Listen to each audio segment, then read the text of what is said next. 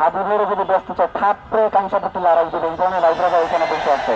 যোদ্ধাদের মধ্যে কিছু যোদ্ধাদেরকে দেখতেছি যারা আকাম কুম করে বেড়াইতেছে, এবং পত্রিকাগুলো কিন্তু এইখানে আবার তারা খুবই ঠিক আছে, এইখানে গুলো লিখতেছে যে জুলাইয়ের সৈনিক, জুলাই যোদ্ধা অমুক জায়গায় চাঁদাবাজি করতে গিয়ে ধরা, এইখানে কিন্তু তারা একদমই ছাড় দিতেছে না, কিন্তু এইখানে কিন্তু তারা এখনো তাদের অবস্থানই রয়েছে। আমাদের অবস্থান খুব পরিষ্কার, মুক্তিযুদ্ধ নিয়ে বাংলাদেশে কোনো ব্যবসা করা যাবে না, জুলাই নিয়ে বাংলাদেশে কোনো ব্যবসা করা যাবে না।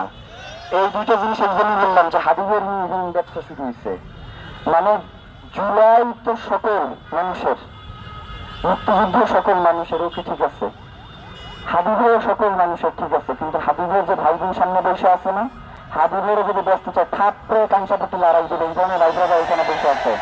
হাবিবের কোনোভাবেই আমরা বিক্রি করতে দিব না, এবং আপনাদেরও একটা থাকবে, হ্যাঁ অবশ্যই হাবিবের প্রচার প্রচারণা চলবে, হাবিবের আদর্শ নিয়ে আপনারা চলবেন, কিন্তু যার সাথে হাবিবের আগে কোনো সম্পর্ক ছিল না, নতুন করে যদি কেউ হাবি প্রেমিক হয় শুধু ইলেকশনের খাতিরে, তাইলে আপনারা তাদেরকে বয়কট করবেন। এইটা আমাদের, আপনি এখানে তার হত্যার বিচারের জন্য একদিন এসে দাঁড়াইতে পারতেছেন না, ওদিকে হাবিবের ছাড়া আপনি বাঁচতেছেন না, এইটা হচ্ছে এক ধরনের শয়তানি। এই শয়তানি থেকে আমরা পাই দিব, এই শয়তানিকে আমাদেরকে কোনোভাবে এই আন্দোলনকে বাধাগ্রস্ত করবে।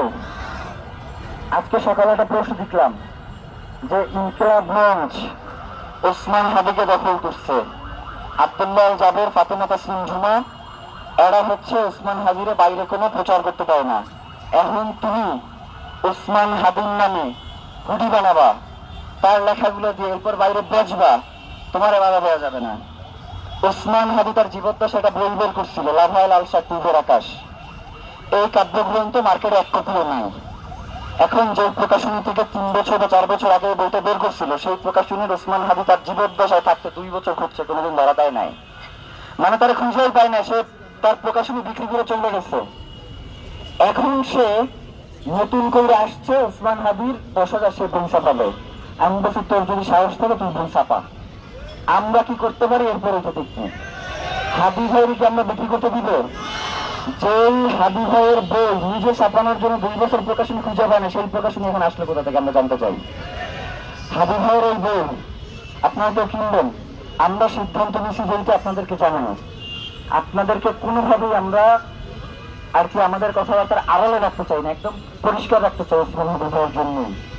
হাদি ভাইয়ের বইয়ের পুরো রয়্যালটি পাবে তার সন্তান, এর বাইরে আমাদের যারা আছে এরা কাজ করবে, 1 টাকাও এখান থেকে নিতে পারবে না, এর পুরো রয়্যালটি হবে হাদি ভাইয়ের সন্তান, এর বাইরে আর কেউ পাবেন, ইনকিলাব মঞ্চ করে করবে না। মানে এই জায়গায় যদি কেউ ব্যবসা করতে আসে, হাদি ভাই তার পরিবারের জন্য কিছু রেখে গেছে, পরিবারের জন্য সরকারের কাছে কিছু চাইছে, এখন নিজের লেখা একটা বই সেই রয়্যালটিও যদি মানুষ পায়, তাইলে আসলে আমরা কি করলাম ভাই এখানে দাঁড়াইয়া?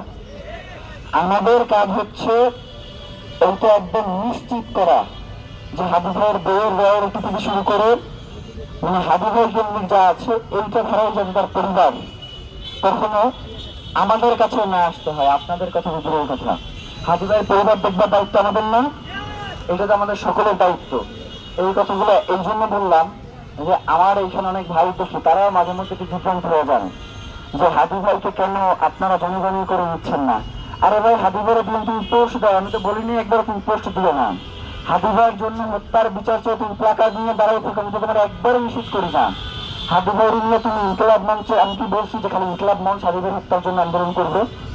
আমি শুধু বলছি যে আমাদের ব্যানার, ইনকিলাব মঞ্চের ব্যানার ব্যবহার করে আপনারা কোনো প্রোগ্রাম করবেন না।